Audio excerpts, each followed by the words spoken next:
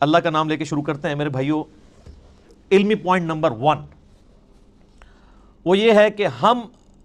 مسلمانوں کا یہ بنیادی عقیدہ ہے کہ یہ جو قرآن حکیم ہے یہ اللہ تبارک و تعالی کی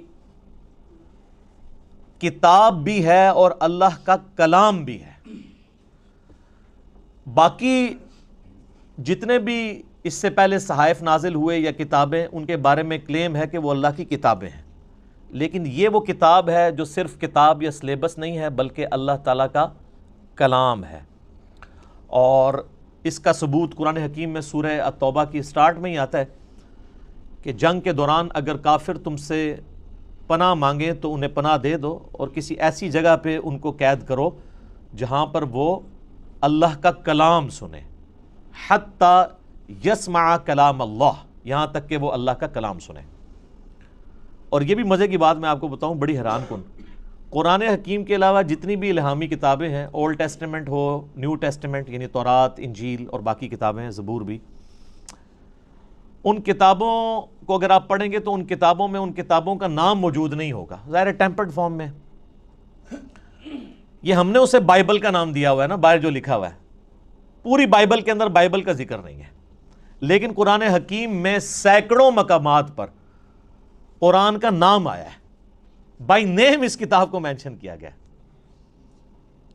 یاسین والقرآن الحکیم وَأُوحِيَ إِلَيَّ هَذَا الْقُرْآنُ لِأُنذِرَكُمْ بِهِ وَمَنْ بَلَغَ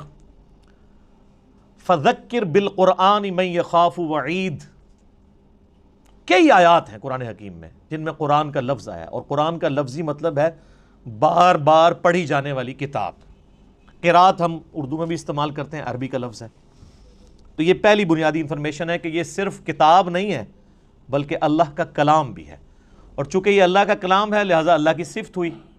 اور اللہ کی صفت ہے تو یہ پھر مخلوق نہیں ہے، غیر مخلوق ہے۔ البتہ جو ہمارے پاس اس وقت یہ بائنڈنگ کے اندر قرآن موجود ہے، اس قرآن کے یہ جو صفحے ہیں یہ تو ظاہر مخلوق ہے، کریشن ہے۔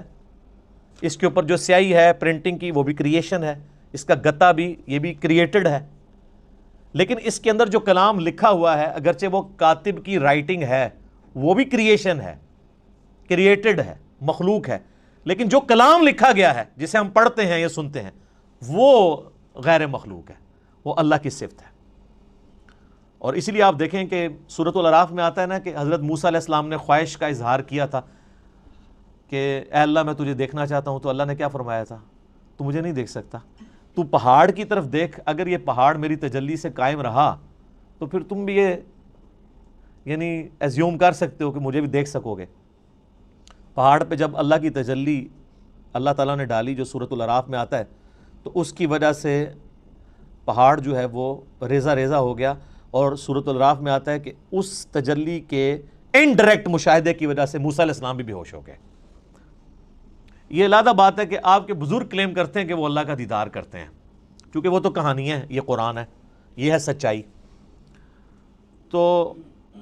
یعنی اللہ تعالیٰ کی صفات کے اثرات کیا ہیں،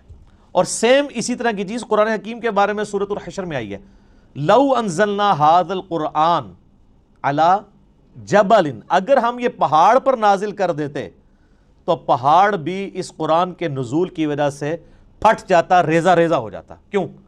کیونکہ قرآن اللہ کی صفت ہے، اللہ کا کلام ہے، کلام متکلم کی صفت ہوتا ہے نا،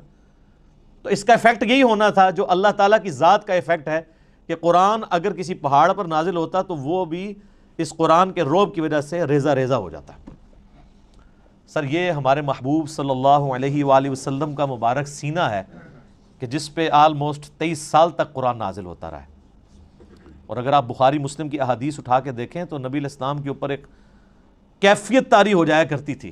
جب قرآن کا نزول ہوتا تھا، اور سخت سردیوں میں بھی بخاری مسلم کے الفاظ ہیں کہ آپ صلی اللہ علیہ وآلہ وسلم کے مبارک چہرے پر یعنی پسینہ بہنا شروع ہو جاتا تھا، اتنا وحی کا بوجھ ہوتا تھا۔ اور اس حالت میں صحابہ کرام آپ کو دیکھ نہیں سکتے تھے، چہرہ مبارک سرخ ہو جاتا تھا، اور جس طرح یہ خراٹے لینے کی آواز ہے نا، اس طرح بخاری مسلم آتا ہے اس قسم کی آواز آپ کے منہ سے نکلنا شروع ہو جاتی تھی، اور پھر صحابہ کرام جو ہیں وہ سارے سر جھکا لیتے تھے یوں، اور آپ علیہ السلام کے سر مبارک کے اوپر ایک بڑی چادر دے دی جاتی تھی حتیٰ کہ آپ اپنی وہ اس حالت میں واپس آئیں.